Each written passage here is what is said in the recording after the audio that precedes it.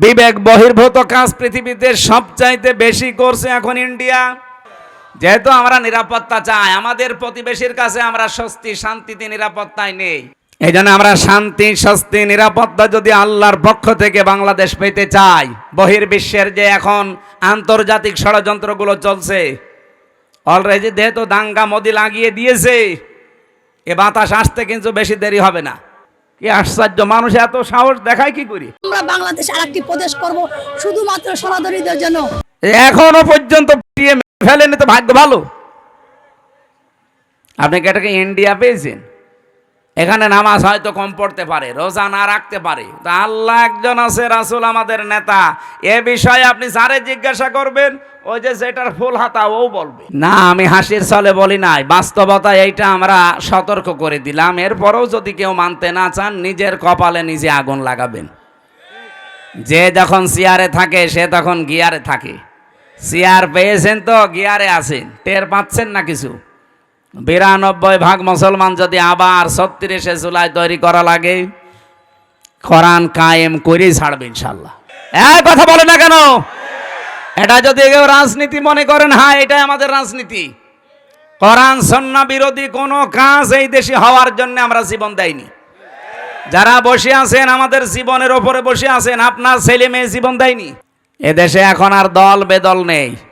কে আওয়ামী লীগ করে, কে জাতীয় পার্টি করে, কে বিএনপি করে, জামাত ইসলাম করে, ওইটা বাদ। এখন আমরা দেখি আল্লাহর কোরআনে হাত দিস। আপনি টের পাচ্ছেন? এতদিন পর্যন্ত এই জালেমদের অত্যাচারে মুসলমানরা বাড়ি ঘর ছেড়ে দিয়ে পালিয়েছে। ওই জিনিস তো আপনাদের দখলে থাকার কথা ছিল না, আপনারা দখল করে নেন কোন কারণে? যেই জিনিস আপনার না, ওইটা যদি আপনি দখল করে নেন। বিবেক বহির্ভূত কাজ পৃথিবীতে সবচাইতে বেশি করছে এখন ইন্ডিয়া। মুসলিমদের এই বিষয়গুলো এখন তারা ওয়াকফ আইন বাতিল করে দিয়ে নতুন করে অবৈধ আইন বানিয়ে এখন মুসলমানদের এই সম্পদগুলো সব নিয়ে নিচ্ছে।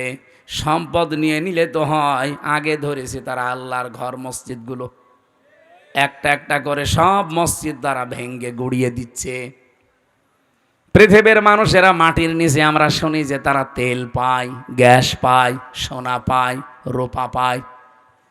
আর এই শয়তানরা শুধু মাটির নিচে মন্দির পায়। তাও যেখানে সেখানে মন্দির পায় না, শুধু মসজিদের নিচে। যে এই মসজিদ ভাঙ্গে বলে এখানে 500 বছর আগে মন্দির ছিল। আমরা যদি এখন বাংলাদেশে আওয়াজ তুলি যে ঢাকার স্বামীবাগে যে ইস্কন মন্দির, এটা 1000 বছর আগে মসজিদ ছিল, মেনে নেবেন? এই জন্য হিন্দু ভাইদেরকে বলবো, আজকে গোবিন্দ পরামানিকের বক্তব্য শুনেছেন, হিন্দু মহাজোটের মহাসচিব, তিনি সভাপতি। এই লোকটা জানাচ্ছে তামাম পৃথিবীর হিন্দুদেরকে আহ্বান জানায়, এই মাতাল মোদিকে আপনারা থামান।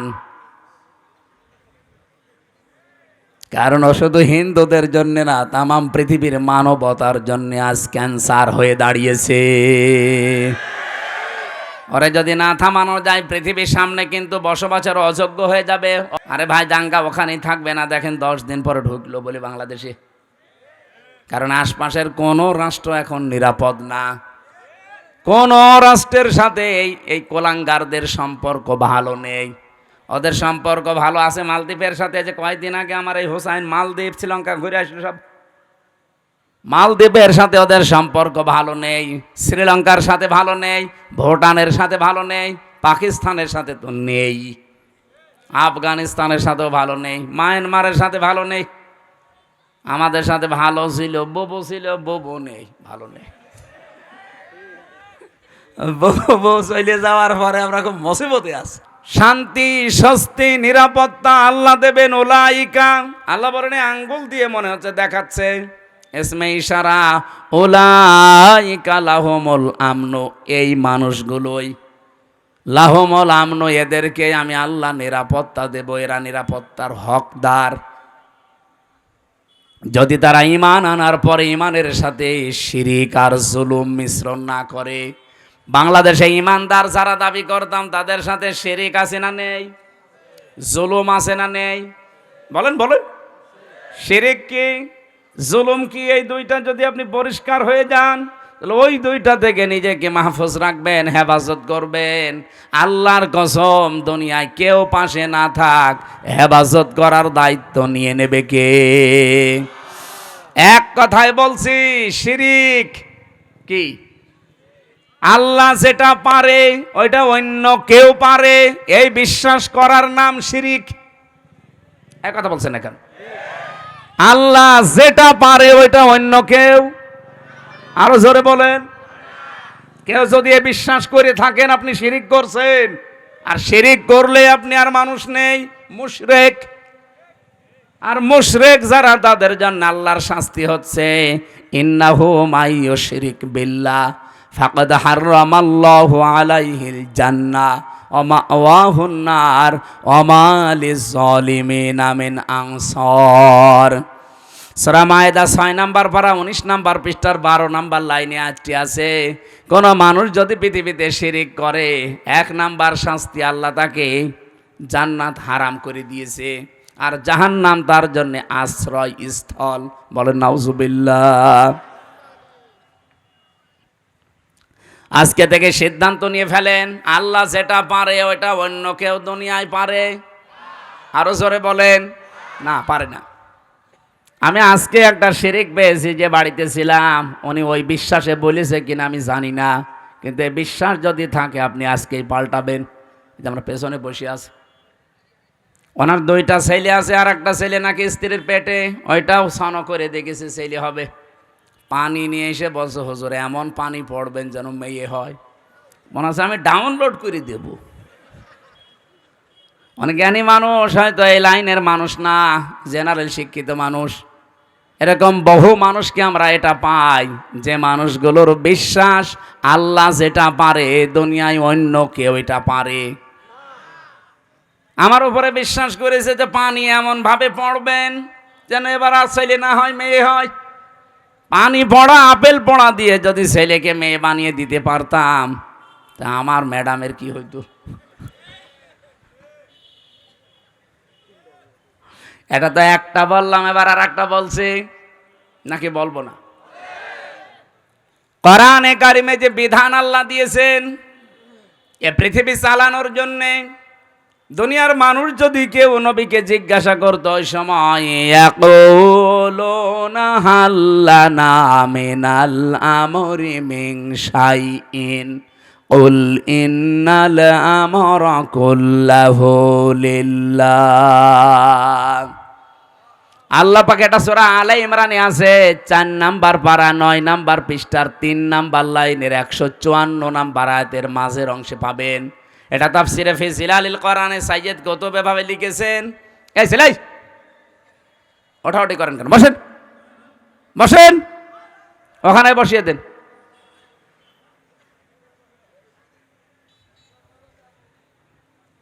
রব্বুল আলামিন বলেন, নবী, মানুষ যদি আপনাকে জিজ্ঞাসা করে যে দুনিয়া চালাতে তো আইন কানুন লাগে, এগুলো কি আমরা বানাতে পারি?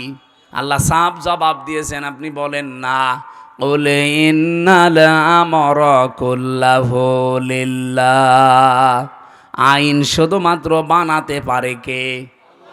আরো জোরে বলেন। আল্লাহর দেওয়া আইনের পাশাপাশি কেউ যদি আইন বানায়, সে শিরিক করছে। কি কথা বলেন? আপনি 318 পৃষ্ঠার এই বইটা পড়েন, এই যে নারী কমিশন বানিয়েছে, যেটা পুরাটা পড়ে দেখেছি আমি। এখানে আমার দৃষ্টিতে প্রত্যেকটা পয়েন্টে তারা ভুল করেছে, আর অধিকাংশগুলো আল্লাহর কোরআনের আয়াতের বিরুদ্ধে লিখেছে। ওরা 3 নাম্বার পয়েন্টে এটা লিখেছে যে দেহ আমার, সিদ্ধান্ত আমার, এটা কোরআনের আয়াতের বিরুদ্ধে।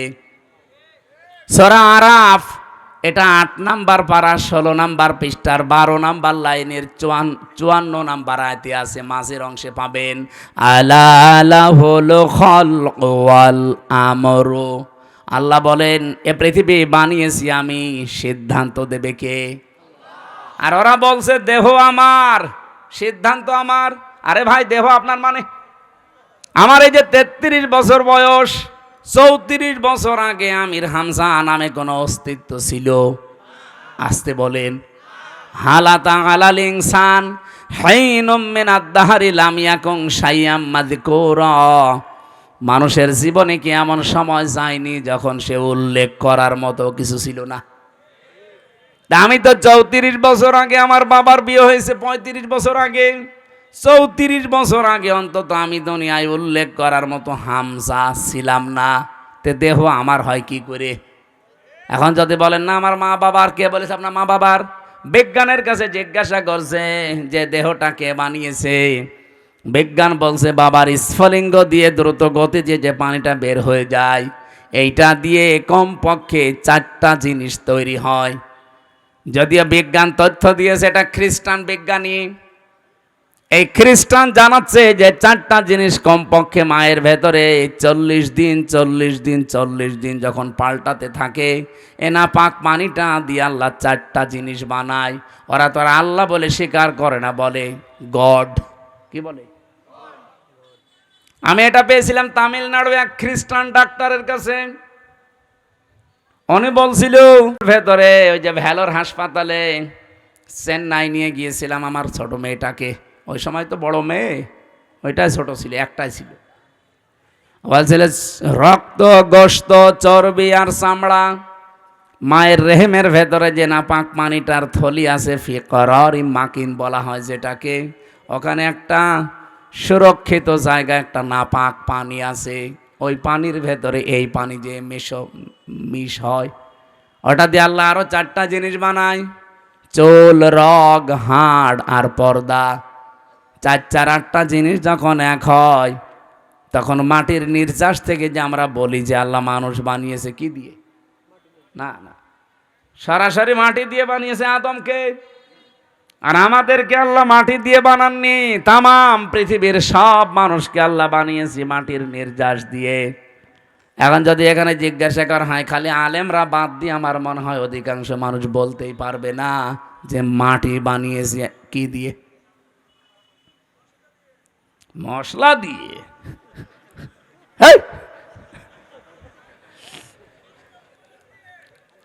মাটির ভেতরে পাবেন আপনি oxygen, silicon, aluminium, iron, calcium, potassium, sodium, magnesium, nitrogen, hydrogen.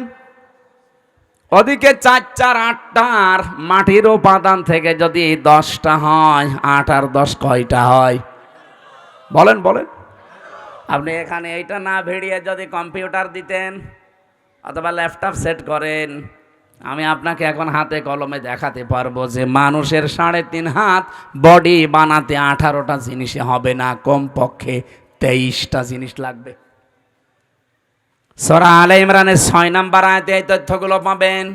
ওয়াল্লাযী ইউসাউবিরুকুম feel আরহামি কাইফা ইয়াশা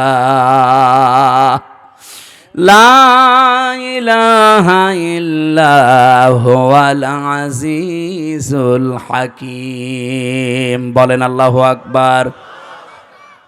তিনি সে আল্লাহ যিনি মায়ের রেহেমের ভেতরে তোমাদের আকৃতি তৈরি করেন।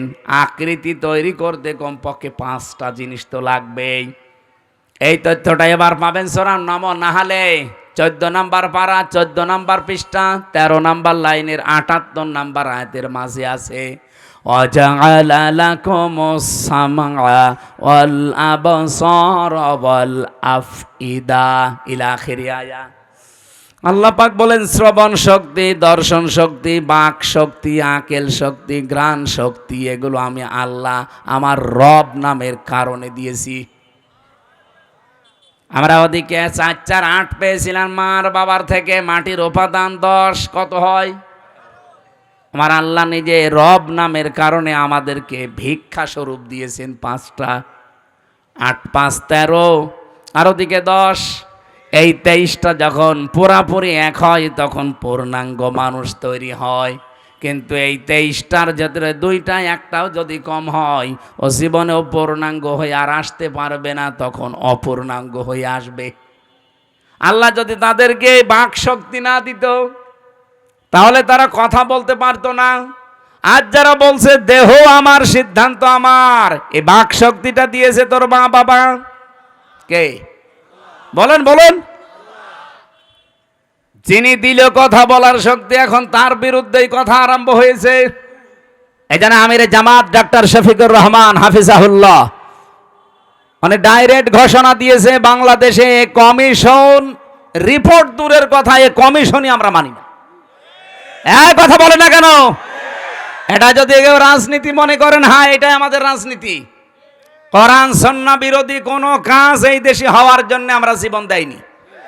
যারা বসে আছেন আমাদের জীবনের ওপরে বসে আছেন, আপনার ছেলে মেয়ে জীবন দেয়নি। 2732 জন মানুষ যারা মারা গেছে, কয় টাকা দিয়েছেন তাদের পরিবারে গিয়ে? আপনি কয়দিন দেখা করেছেন বলেন? এই মানুষগুলো আপনাকে কোরআনের বিরুদ্ধে আইন তৈরি করার জন্য এই দেশটা উপহার দিয়েছে না?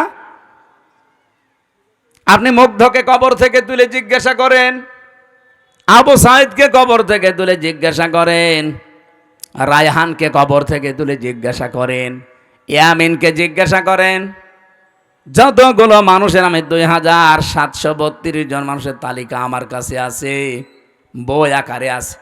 এই মানুষগুলোকে কবর থেকে তুলে জিজ্ঞাসা করেন, কারণ এরা শহীদ, আর শহীদ যারা তারা তো মরে না। এরা প্রত্যেকেই বলবে এই দেশে আমরা বৈষম্য দূর করার জন্য জীবন দিয়েছি। আপনি এত কি হয়ে পড়লেন যে আল্লাহর ভেতরে আপনি বৈষম্য খুঁজে পাচ্ছেন? নারী পুরুষের সমান অধিকার দেওয়া লাগবে, এটা বৈষম্য করেছে আল্লাহ, এই জন্য এই আইন আমরা মানি না। আমরা নতুন করে কমিশন তৈরি করে ওনার রিপোর্ট দিয়েছি। বিশেষ করে 4টা বিষয় দেখলাম মারাত্মক। 1 নম্বরে বিয়ের ক্ষেত্রে, 2 নম্বরে তালাকের ক্ষেত্রে, 3 নম্বরে অভিভাবকত্বের ক্ষেত্রে, 4 নম্বরে সম্পদাদি বন্টনের ক্ষেত্রে। এই 4 জায়গায় নাকি আল্লাহ পুরুষকে বেশি দিয়েছে, মেয়েদেরকে কম দিয়েছে। এই জন্য এখানে পক্ষপাতিত্ব হয়েছে, ওনারা এটা মানে না।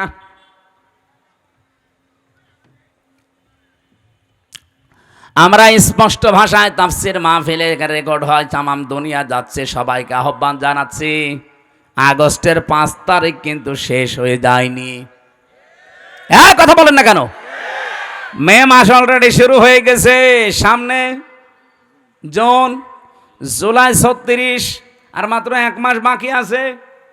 রিপোর্ট দেওয়া দূরের কথায় কমিশনই যেহেতু মানি না, যদি মানতে বাধ্য করেন কিন্তু 36শে জুলাই আবার এদেশে আসবে। আর যদি আবার 36শে জুলাই এদেশে আসে, এত বড় পাওয়ারফুল মানুষ যখন থাকতে পারে নাই, তাদের শিকড় কোন জায়গা থেকে কোন জায়গা ছিল আপনারা তো নিজেরাও জানেন। কি ইউনিয়নের একেবারে ইউনিয়নের চৌকিদার থেকে শুরু করে সংসদ ভবন পর্যন্ত প্রত্যেক জায়গায় স্তরে স্তরে লোক সেট করা ছিল, তারপরও তারা টিকতে পারে না এই বৈষম্যের কারণে। এখন যদি আল্লাহ রাসূলের বিরুদ্ধে অবস্থান নিয়ে বেশি সফিগিরি দেখাতে চান না, আপনারা টিকতে পারবেন কয়দিন? এদেশে এখন আর দল বেদল নেই, কে আওয়ামী লীগ করে, কে জাতীয় পার্টি করে, কে বিএনপি করে, জামাত ইসলাম করে, ওইটা বাদ। এখন আমরা দেখি আল্লাহর কোরআনে হাত দিয়েছে। কথা বলেন, প্রকাশ্য হাত দিয়েছে। পুরা বইটা আমি শেষ করেছি। কি আশ্চর্য, মানুষ এত সাহস দেখায় কি করে? এখনো পর্যন্ত পিটিয়ে মেরে ফেলেনি, তো ভাগ্য ভালো। আপনি কি এটাকে ইন্ডিয়া পেয়েছেন? এখানে নামাজ হয়তো কম পড়তে পারে, রোজা না রাখতে পারে, তা আল্লাহ একজন আছে, রাসূল আমাদের নেতা। এ বিষয়ে আপনি যারে জিজ্ঞাসা করবেন, ওই যে যেটার ফুল হাতা ও বলবে। আবার লজ্জা পাচ্ছে। আপনার লজ্জা কিসের? অতটুকু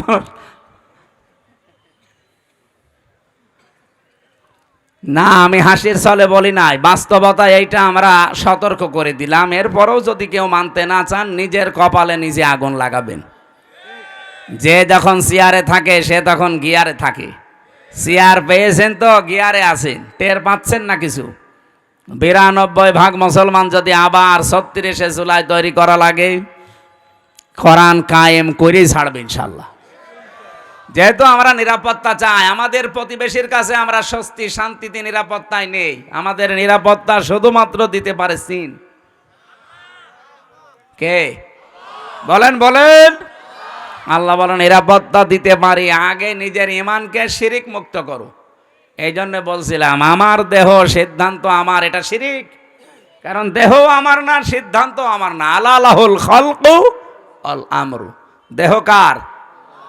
পোড়াটাই আল্লাহ বানিয়েছে। আমার মা বাবা শুধু বিছানায় ছিল, তাছাড়া তাদের কোনো দায়িত্ব নেই। বাকিটা যা করার কে করেছে? এই জন্য উনি যেহেতু বানিয়েছে, সিদ্ধান্ত ওনার হবে, আর এইটাই বাস্তবসম্মত। আর আপনি বলবেন দেহ আমার, সিদ্ধান্ত আমার, এটা আপনার বাস্তবতার বাইরে। সুতরাং আগামী থেকে আমরা এ কমিশনই যেহেতু মানি না, ও নিয়ে আর কথা বলতে চাই না। এরপরও যদি কেউ বাধ্য করেন, এদেশের রাজপথ এখনও কিন্তু শেষ হয়ে যায়নি। আমরা আশা করব দেশকে অস্থিতিশীল করার জন্যে এই কিছু কোলাঙ্গার মহিলার কথা শুনে, যেগুলো কোলাঙ্গার না হলে আল্লাহর কোরআনের বিরুদ্ধে হাত দেয়। আর এরা মহিলা বলে কি এদের? এগুলো সব ডাস্টবিন থেকে এসেছে। এদেরকে মহিলা বলা যায়? চেহারা দেখেছেন এক একটার? চেহারা দেখলেও তো হালকা পাতলা বোঝা যায় মেয়ে লোকের কোন চিহ্ন আছে এই কয়টার ভেতরে, যে কয়টা কমিশনে বসে আছে দেখান। সূরা কলমের 13 নম্বর আয়াতের তাফসিরে পড়েছি, যারা কোরআনের বিরুদ্ধে অবস্থান নাই, ওয়াতুল্লিম বাদা যালিকা জানিম, এগুলো যার সন্তান। আমি বলতে চাই না, তারপরেও তো বাস্তবে মিলে যাচ্ছে। আপনি কোরআনে হাত দিতে গেলেন কোন সাহসে? নিজের জন্মটা খারাপ করে ফেললেন। আশা করছে আপনারা থামবেন, এরপরে কপালে যা আছে আল্লাহ করবে। এই জন্য আমরা শান্তি, স্বস্তি, নিরাপত্তা যদি আল্লাহর পক্ষ থেকে বাংলাদেশ পেতে চাই, বহির্বিশ্বের যে এখন আন্তর্জাতিক ষড়যন্ত্রগুলো চলছে, অলরেডি যেহেতু দাঙ্গা মোদি লাগিয়ে দিয়েছে, এ বাতাস আসতে কিন্তু বেশি দেরি হবে না। কি কথা বললেন না? আপনি বাস্তবতা কিছু বোঝার চেষ্টা করেন। আমরা শান্তি, স্বস্তি, নিরাপত্তা পেতে চাইলে ঈমান যাই আছে, ঈমানের সাথে যেন শিরিক মিশ্রণ না হয়। যেহেতু আল্লাহর আইনের সাথে অন্য কোনো আইন মিশ্রণ করা শিরিক, সুতরাং এই দেশে আল্লাহর আইনের বাইরে কোনো আইন আমরা চলতে দিতে পারি না, তাহলে দেশটা নিরাপত্তাহীন হয়ে যাবে। আমরা চাই দুনিয়া যার, আইনও চলবে। এ কথার সাথে দ্বিমত আছে কারো? আবার ভাইরা, নামাজ যদি আপনার কমও থাকে, রোজা আপনার কম হয়েছে, পর্দা পশিদা কম হয়েছে, কিন্তু ঈমানটা যদি সত্যি আপনি পরিষ্কার রাখতে পারেন, আকীদা যদি আপনার বিশুদ্ধ হতে পারে, অল্প কিছু করলে আপনাকে আমার আল্লাহ নাজাত দিয়ে দেবেন। আখলিস দীনাকা ইয়াকফিকাল আমালুল কলিল, তোমার ঈমানকে খাঁটি করো, অল্প আমলে নাজাতের জন্য এইটাই যথেষ্ট হয়ে দাঁড়াবে। আল্লাহ হাদিসটা মেনে চলার তৌফিক দিন, বলেন আমিন।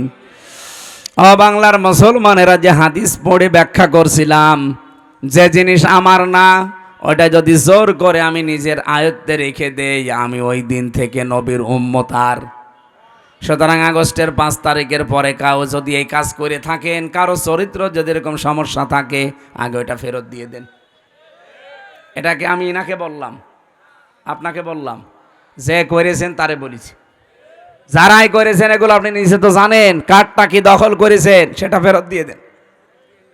হ্যাঁ, যদি আপনার জিনিস এতদিন দখল হয়ে যায়, ওটা যদি আপনি ফেরত পেয়ে থাকেন, আপনার অসুবিধা নেই। কথা বোঝা গেছে? আপনারই ছিল, ওটা হাত ছাড়া হয়ে গিয়েছিল, দখল করে নিয়েছিল, এখন ওটা আবার ফেরত পেয়েছেন, আপনি এই হাদিসের আওতা মুক্ত থাকবেন। ওয়ালিয়াতাবাওয়া মাকআদাহু মিনান নার, সে যেন জাহান্নামে নিজের একটা স্থান তৈরি করে নিল। বলেন নাউজুবিল্লাহ। আল্লাহ আমাদের হেফাজত করুন। সূরা মুনাফিকের 4 একটা মাত্র আয়াত পড়েছি। আমাদের আজকের আলোচনার বিষয় ভণ্ড বিশ্বাসী। বাংলাদেশে নেই? আছে মানে? নবীজি ইন্তেকালের আগে কিন্তু এ কথা জানিয়েছেন যে ভণ্ড বিশ্বাসী, যেটা আরবিতে বলা হয় মুনাফিক, বাংলায় কি বলে? কপটতা, ভণ্ড বিশ্বাসী, লোক দেখানো, এই মানুষগুলো পৃথিবীতে কোনো ইহুদির ভেতরে তৈরি হবে না, খ্রিস্টানের ভেতরে হবে না, মুশরিকদের ভেতরে মুনাফিক তৈরি হবে না। মুনাফিক যদি তৈরি হয়, দুনিয়ায় শুধুমাত্র তৈরি হবে মুসলমানদের ভেতরে। যেহেতু আমরা এদেশে এখন 92 ভাগ, এই জন্য মুসলমানদের ভেতরে মুনাফিক তৈরি হওয়ার সম্ভাবনা বেশি। আমি আবার মুনাফিক হয়ে গেলাম না তো? আল্লাহ পাক বলেন ওয়াইদা রাআইতাহুম তুজিবুকা আজসামুহুম ওয়া ইয়াকুলু তাসমা'ু লিকাউলিহিম কাআন্নাহুম খুশুবুম মুসান্নাদা। হে নবী, আপনি যখন মুনাফিকদেরকে দেখবেন, যেহেতু মুনাফিকের এই জাতটা অন্তরের সাথে সম্পৃক্ত, দেখলে আপনি নিজে পর্যন্ত আশ্চর্য হয়ে যাবেন যে এ কি গো, এটা আমার চাইতেও বড় বুজুর্গ।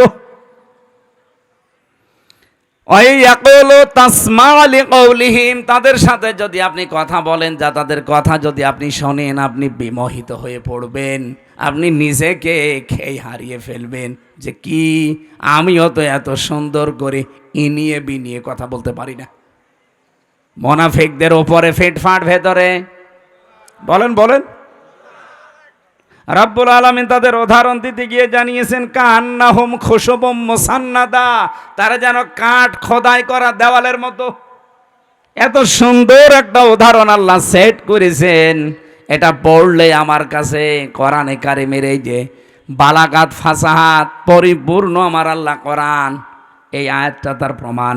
কান্নাহুম খুশুবুম মুসান্নাদা, এর বাংলা অর্থ দাঁড়িয়েছে মুনাফিকদের দৃশ্য মনে হয় কাঠ খোদাই করা দেওয়ালের মতো।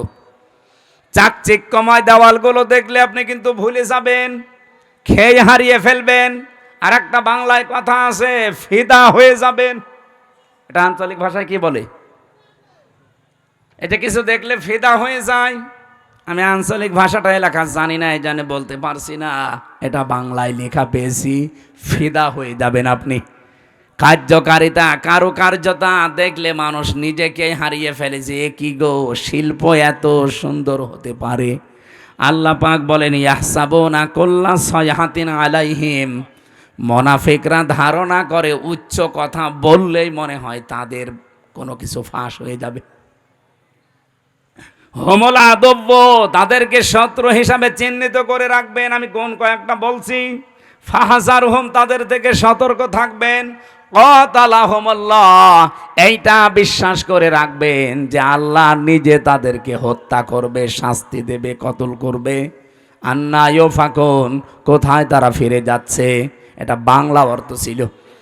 এবার এই যে তিনটা শব্দের ভেতরে গুরুত্বপূর্ণ শব্দ হচ্ছে ইয়াহসাবুনা, তারা ধারণা করে, মনে করে। কুল্লা সাইহাতিন আলাইহিম, উচ্চ কোনো কথা বললেই মনে হয় তাদের চরিত্র ফাঁস হয়ে যাবে। যেহেতু মুনাফিক এটা নিকৃষ্ট আল্লাহর কাছে, রসুলের কাছে এত নিকৃষ্ট, কোরআনে আল্লাহ উদাহরণ দিতে গিয়ে জানিয়েছেন মুনাফিক জাহান্নামে যাবে কাফেরদেরও নিচে। বলেন তো, আবু জেহেল মুনাফিক না কাফের? ফেরাউন মুনাফিক না কাফের? বলেন বলেন। তাহলে ফেরাউনকে আল্লাহ যদি জাহান্নামে দেয়, মুনাফিক যারা, আমরা যারা মুসলমানদের ভেতরে এখন সেগুলো বলবো চারটা। এই চারটা বিষয় যদি কারো ভেতরে থাকে, ও আবু জেহেলেরও নিচে থাকবে। নওগাঁবাসী থাকতে চান আবু জেহেলের নিচে জাহান্নামে? বলেন বলেন। এক নম্বরে কোন হাদিসে আমি সালাসা পেয়েছি, কোন হাদিসে আরবা পেয়েছি। আয়াতুল মুনাফিক আরবা আছে, সালাসা আছে। এজা হাদ্দাসা কাযাবা, কথা বললেই মুনাফিকরা মিথ্যা কথা বলে। দুনিয়ার কথা বলুক আর ধর্মের কথা বলুক, কথা বললেই মিথ্যা কথা বলে। এরকম আলেম দেশে নেই। এই যে আমার ভণ্ড তাহেরি ভাই, কথা বললেই ও হাদিস কোরআনের নাম দিয়ে বলুক আর জেনারেল কথা বলুক, কথা বললেই মিথ্যা কথা বলে। কারণ যেগুলো বানিয়েছে সব মিথ্যা। আপনি আলেমদের জিজ্ঞাসা করেন, আলী বাবা, শালি বাবা, কেল্লা বাবা, ফতে বাবা, কোন জিকির আছে? তাহলে সব বানিয়েছে। কথা বললেই মিথ্যা কথা তুলে আনে। এমন এমন শান তৈরি করেছে আল্লাহর ওলিদের নাম নিয়ে। এ পৃথিবীতে সবচাইতে দামি মানুষ হচ্ছে নবীরা। কথা বলেন না কেন? নবীদের পরে সবচাইতে দামি মানুষ সাহাবীরা। বলেন বলেন। আপনি নবীদের জীবনী পড়েন। আমি 25 জন নবীর জীবনী পেয়েছি কোরআনে ডাইরেক্ট, আর 2 জন নবীর নাম পেয়েছি ইনডাইরেক্ট। এই 27 জনের পুরা জীবনী আমি পড়ে দেখেছি তাফসিরে তাবারি থেকে। পড়াটা পড়ে কোনো দিন আমি পাইনি ও যেমন জিকির বানিয়েছে কোন নবী এই শাহ আলী বাবা, কেল্লা বাবা, ফতে বাবা বলে জিকির করেছে। তাহলে পড়াটা মিথ্যা, এটা কি আর ব্যাখ্যা করা লাগবে? সাহাবীদের জীবনী পড়েন, হেকায়েতে সাহাবা সহ যত সাহাবীর জীবন আমি নিজে পড়েছি, একটা দুইটা না, বিশ্ববিদ্যালয়ে থাকাকালীন বহু সাহাবীর জীবন আমার ছিল। পড়াটা পড়ে কোনো দিন আমি পাইনি একদিনের জন্য কোনো সাহাবী ইয়া রাসূলুল্লাহ ইয়া রাসূলুল্লাহ এই জিকির করেছে। অথচ ওরা নাম দিয়েছে আহলে সুন্নাত আল জামাত, ওদের নাম দেওয়া দরকার আহলে বেদাত আল জামাত। সুন্নাতের কোনো বালাই ওদের ভেতরে নেই, খালি পাগড়ি মাথায় দিয়ে জব্বা গায়ে দিলে আর বাবড়ি চুল রাখলে সুন্নত হয়। যা যা করছেন সবগুলো মিথ্যার উপরে। কথা বললে যারা মিথ্যা কথা বলেন, ধর্মের কথা বলেন আর জেনারেল কথা বলেন, কথা বললেই জীবনে মিথ্যা ছাড়া কিছুই পাওয়া যাচ্ছে না। অথচ নবীজি বলেন এই পৃথিবীতে সমস্ত পাপের মা হচ্ছে মিথ্যা। বাইরের দেশগুলোতে আমি যে দেখেছি ওরা শুধু আজ দাঁড়িয়ে গেছে এই মিথ্যাটা না থাকার কারণে। মালয়েশিয়া তো মুসলমান দেশ, তারা 2004 সাল থেকে আজ দাঁড়িয়ে গেছে, আর আমরা 54 বছরও দাঁড়াতে পারি না। আমি মালয়েশিয়া বিশ্ববিদ্যালয় পড়াটা যখন ঘুরছিলাম, 120টা দেশের ছেলেমেয়েরা ওখানে আছে। আমারে বিভিন্ন দেশের ছেলে মেয়েদের সাথে আমার পরিচয় হওয়ার পরে ওরা আমারে বলছে, হুজুর এই যে মোবাইলটা, এই রাজশাহী বিশ্ববিদ্যালয় দেখেছেন না, এর চাইতে কমপক্ষে 20 ডবল বড় হবে মালয়েশিয়া বিশ্ববিদ্যালয়। বলছে এই যে মোবাইলটা যদি এখানে পড়ে থাকে, সারা দিন সারা রাত যদি এর পাশ দিয়ে শুধু বাংলাদেশ আর ভারত আর পাকিস্তান এই 3টা দেশের লোক যদি এই রাস্তা দিয়ে না যায়, এ মোবাইল সারা দিন সারা রাত পড়ে থাকবে, কেউ নেবে না। তো বাংলাদেশের লোক আর ভারতের লোক যদি পাশ দিয়ে যায়, ও গায়েব হয়ে যাবে। শুনে কেমন লাগে বলেন তো, যে আমার কথা দিয়ে পাশ দিচ্ছে। ওরা আজ দাঁড়িয়ে গেছে শুধু এইটার কারণে। ওরা সত্যের উপরে যতটুকু আছে তারপরেও তো 100 ভাগ নেই। আমার যতটুকু দেখা, এই 10 দিন আমি ছিলাম, এর আগে একবার গিয়েছিলাম, পড়াটা অবজার্ভ করে আমি যতটুকু পেয়েছি, ওই মানুষগুলো আজ দাঁড়িয়ে যাওয়ার পেছনে হচ্ছে মিথ্যা থেকে ওরা দূরে। মিথ্যা বলতে চায় না, ধোঁকাবাজি করবে, মানে খাদ্যে ভেজাল দেবে, ঔষধ মিশাবে, ফরমালিন দেবে, যদি ধরা পড়ে কোনো বিচার লাগবে না, হিসাবও নেই, সঙ্গে সঙ্গে মেরে ফেলবে। এরকম বাংলাদেশে যে রাজশাহীর বাগমারান একটা ছেলে আছে, আমাদের বিশ্ববিদ্যালয় কুষ্টিয়ার বড় ভাই আব্দুল জব্বার মণ্ডল, উনি যতটুকু ক্ষমতা পেয়েছিলেন ম্যাজিস্ট্রেট হিসাবে, যা আরম্ভ করেছিলেন, যদি পেছনে ব্যাকআপ থাকতো আর ওইভাবে যদি বাংলাদেশে 100 জন আব্দুল জব্বার তৈরি হইতো, কেউ খাদ্যে ভেজাল দেওয়ার সাহস দেখাতো না। ওদের দেশগুলোতে খাদ্যে ভেজে, সিঙ্গাপুর, মালয়েশিয়া, থাইল্যান্ড, খাদ্যে ভেজাল নেই, এই জন্য শরীরও সুস্থ থাকে। আমি 10 দিনে একটা কাশিও দেইনি, আর বাংলাদেশে এসে আমার 14 বার কাশা লাগতেছে। কারণ এই দেশে খাদ্যে যে ভেজাল, 2 নম্বরে যে জার্ম, এই যে আকাশে বাতাসে যে পলিউশন, এরপরে এই যে ধুলাবালিগুলো, ও দেশে একটা খড়কুটা নেই। অথচ বাংলাদেশে যাইতে মালয়েশিয়া প্রায় 5 ডবল বড়। না ভাই, মোনাফিক যদি মোনাফিকি করেন, মুসলমানদের ভেতরে যেহেতু এটা তৈরি হবে, তো এই জন্য আমাদের সাবধান, আমরা যেন মোনাফিকি না করি। 2 নম্বরে ওয়াইদা ওয়াদা আখলাফা, ওয়াদা করলেই তারা খেলাফ করবে। যেহেতু সামনে ওয়াদার একটা মৌসুম আসতেছে, কত মানুষ কত ওয়াদা আপনাকে দেবে, পার হয়ে গেলে পাটনি বাড়ার শালা হয়ে যাবে। ওয়াদা একটাও যারা ঠিক রাখে না। 3 নম্বরে ওয়াইদা তুমিনা খান, যারা আমানত রাখলে খেয়ানত করে।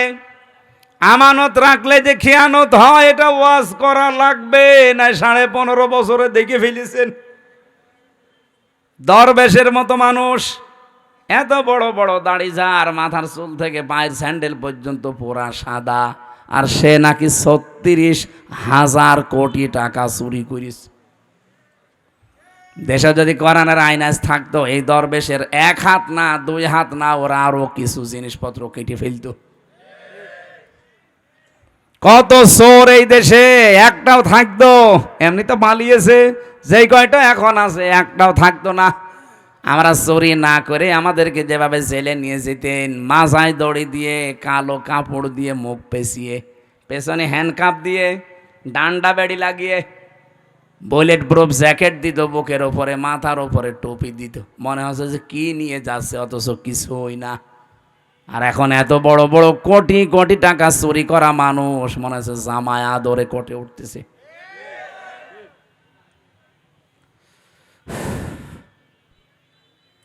এই চোরগুলো যা করেছে, ওদের সাথে যারা মিশত এই মানুষগুলো এখন আশ্চর্য। কে সেদিন একজন কাজ ছিল, এনবিআর এর চেয়ারম্যান মনে হয়, যদি এত টাকা মানুষ পাচার করতে পারে, এগুলো সব রাষ্ট্রীয় সম্পদ ছিল না? বলেন বলেন।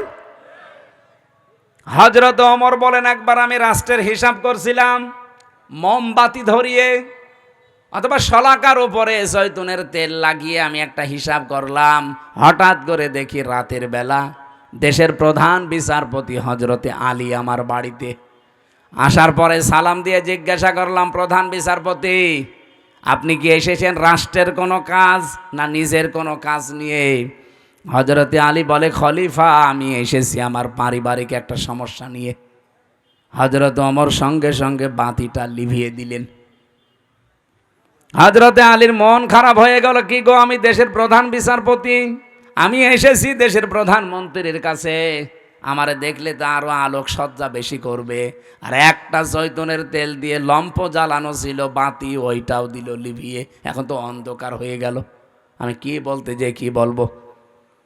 হযরত ওমর ডাক দিয়ে বলে, প্রধান বিচারপতি আলী, মন খারাপ করবেন না, আমি আপনাকে আগেই জিজ্ঞাসা করেছি আপনি কি এসেছেন আপনার ব্যক্তিগত কাজে না পারিবারিক কাজে না রাষ্ট্রীয় কাজে? আপনি নিজেই বলছেন না আমি পারিবারিক কাজে এসেছি। আমি যে হিসাব করছিলাম এটা রাষ্ট্রের তেল পুড়িয়ে রাষ্ট্রের জনগণের হিসাব। তা আপনি আসলেন আপনার পারিবারিক ব্যক্তিগত জীবনের সমস্যা নিয়ে, জনগণের তেল পুড়িয়ে আমি কাজ করি, এ সময় আপনার সাথে কথা বললে জনগণের আমানতের সাথে খেয়ানত হবে। হযরতে আলী বলেন, এই দিন থেকে ওমরের প্রতি রাগ না মহাব্বত যা ছিল, ভালোবাসা, এগুলো আরো আল্লাহ বৃদ্ধি করে দিয়েছে। দেশের 1628 জন মানুষ যদি এভাবে আমরা তৈরি করতে পারতাম, আজ বাংলার মুসলমানেরা সুযোগ আল্লাহর সব সময় দেয় না, 54 বছর পর একটা সুযোগ অলরেডি দিয়েছে। এবার যদি হাতছাড়া হয়ে আবারও চোর ডাকাত আবার এসে যায়, 100 বছরে এই সুযোগ আর পাবেন না। আমি বলছি না আপনি এই লোকটাকে দেন, এই লোকটাকে দেন না, আপনি এমন মানুষকে আপনার রায়, আপনার সিদ্ধান্ত, আপনার ভোট, আপনার আমানতটা দেবেন যে লোকটা পেলে আল্লাহর কাজ করবে, রাসূলুল্লাহর কাজ করবে, মানবতার কাজ করবে। আর যদি না নিজেই মারিং কাটিং এর ওস্তাদ হয়, আপনার নিজের কপালে নিজে কোড়াল লাগাবেন না। সূরা হুদের 98 নাম্বার আয়াতটা বাড়িতে আজকে পড়বেন। ইয়াকদুমু কওমাহু ইয়াউমাল কিয়ামাতি ফাআওরাদাহুমুন নার ওয়া বিসাল ওয়িরদুল মাওরুদ। আল্লাহ পাক, এটা বাংলা অর্থ হচ্ছে, যেই দলের নেতা জাহান্নামে যাবে ওই দলের অনুসারী কর্মী সব তার সাথে জাহান্নামে যাবে। এটা আমি বানালাম। সূরা হুদ 12 নম্বর পারা 12 নম্বর পৃষ্ঠার 1 নম্বর লাইনের 98 নম্বর আয়াত। বাংলাদেশে যত তাফসীর আছে, বাংলা ইংরেজি যা পাবেন দেখেন, এইটা লেখা আছে। যদি এটা ফেরাউন সম্পর্কে আল্লাহ নাযিল করেছে, কিন্তু কোরআন তো শুধু ফেরাউনের জন্য না, তামাম দুনিয়ার জন্যে। যেই দলের নেতা জাহান্নামে যাবে ওই দলের কর্মী অনুসারী যা আছে তার পেছনে সব যাবে জাহান্নামে। আপনি এখন কোথায় যাবেন নিজেই ভাবেন। 4 নাম্বারটা যেটা বলতে চাই, এটা অনেকে আমরা বলতে চাই না, এইটাও আছে 4 নাম্বারে হাদিস, যে মুনাফিক তারা যারা কথা বললেই, কারো সাথে একটু ঝগড়া হলেই কথার আগেই গালি দেয়। এদেশে তো নেই। সেদিন আমি পাবনায় না কোন জায়গায় যেন যাওয়ার সময় দেখি বরফ বিক্রেতা, ওই যে আইসক্রিম বিক্রি করে, দুই মহিলা মনে হয় ঝগড়ার সময় গালি দিচ্ছিল, মোবাইলে রেকর্ড করিস। এমন গালি, একবারে 1 থেকে Z পর্যন্ত পুরা গালি, 8-10 মিনিট রেকর্ড করে আবার বরফ বিক্রি করছে ওই মোবাইলের সাথে, কিভাবে মেমোরি কার্ডে সেট করে মাইকে ছেড়ে দিয়েছে। জোরে বাবা, গালি মানুষ এইভাবে দিতে পারে? বুড়ো বুড়ো এরকম মানুষ দেখি, যুবক ছেলে যুবতী মেয়ের সামনে তার মাকে গালি দেয়। এরকম বুড়ো দেশে নেই? আপনি মানুষ? হ্যাঁ, মুরব্বী যারা আছেন নিজের স্ত্রীকে গালি দেন, কারা হাত তোলেন তো? এই এলাকায় মানে এই ওয়াজ করা ঠিক হচ্ছে না, কারণ আল্লাহর ওলি বসে আছে। না, গালি দেবেন না। সম্মানিত মা বোন যারা এসেছেন, সম্মানিত মা বোনদেরকে বলছি, এদিকে তাকান। আপনি শুধু মনে করেন যে আমি নামাজ পড়ে রোজা রেখে কালো বোরকা পরে জান্নাতে চলে যাব, না। স্বামী যাদের আছে জায়েজ কথাগুলো মেনে তাদের খুশি রাখবেন, না জায়েজ কথা মানার দরকার নেই। হযরতে খাদিজা জীবনে 1 ওয়াক্ত নামাজ পড়েননি, একটা রোজা রাখেননি, জীবনে একদিনের জন্য পর্দায় ছিলেন না, কারণ এই বিধানগুলো নাজিল হয়েছিল সব তার ইন্তেকালের পরে। অথচ আল্লাহ তাকে নিজে সালাম দিয়েছে, তাকে এই পৃথিবীতে জান্নাতে ঘর বানিয়ে সুসংবাদ পাঠিয়েছে। একটাই মাত্র কারণ, জীবনে কোনো দিন তিনি একটা দিনের জন্যে স্বামীর মনে দুঃখ দেননি। এখানে আমরা যারা স্বামী বসে আছি, একেবারে আল্লাহর দিকে তাকিয়ে বুকে হাত দিয়ে বলতে পারবেন যে জীবনে কোনো দিন আমি একদিনেও স্ত্রীর কাছ থেকে কোনো দিন দুঃখ পাইনি? দেখেন, একটা স্বামী হাত তুলতে পারল না। স্টেজে এত বড় বড় হুজুর বসে আছে, কেউ পারছে না। এক মুরব্বী হাত তুলেছে, বউ আছে, থাকতে পারে, আলহামদুলিল্লাহ। ওনার বউ যদি এরকম থেকে থাকে আলহামদুলিল্লাহ। মা বোন যারা এসেছেন, আপনি চিন্তা করে বলেন, এখানে হাজার হাজার স্বামী, একটাও আমরা হাত তুলতে পারলাম না। আমিও পারি না, কি করে তুলবো? মিথ্যে কথা বলবো কি করে? পারবো না। এই জন্যে আপনাদেরকে আমি সতর্ক করছি, আপনার আদর্শ যেন খাদিজাতুল কুবরার মতো হয়। আমরা আর টানতে পারছি না, আমার গলা বসে যাচ্ছে। এই আয়াত আবার সামনে আসলে আমরা আবার কথা বলবো। আমার লিখিত জেলখানার একটা বই ছিল মেয়েদের ওপরে, দাম্পত্য জীবনে যে সমস্ত কলহগুলো, সমস্যার সমাধান করার জন্য আমি বই লিখেছিলাম, দেখে দেখে একেবারে বাস্তব। গাড়ি কোথায়? এই যে এটা গাড়ি না, এই গাড়ি থেকে মেয়েদের জন্য নিয়েছেন, কাজে লাগবে। আল্লাহুম্মা আমিন। লা হাওলা ওয়ালা কুওয়াতা ইল্লা বিল্লাহিল আলিয়্যিল আযীম। লা হাওলা ওয়ালা কুওয়াতা ইল্লা বিল্লাহিল আলিয়্যিল আযীম। মুনাফিকের যে জার্মগুলোর কথা শুনলাম, আল্লাহ আমাদের ভেতর থেকে বের করে দাও। আজকের মাহফিলের আলোচনার সওয়াবগুলো নবীজির রওজায় পৌঁছিয়ে দাও। মাটির নিচে যারা ঈমান নিয়ে ঘুমিয়ে আছে এদেরকে ক্ষমা করে দাও রব্বুল আলামিন।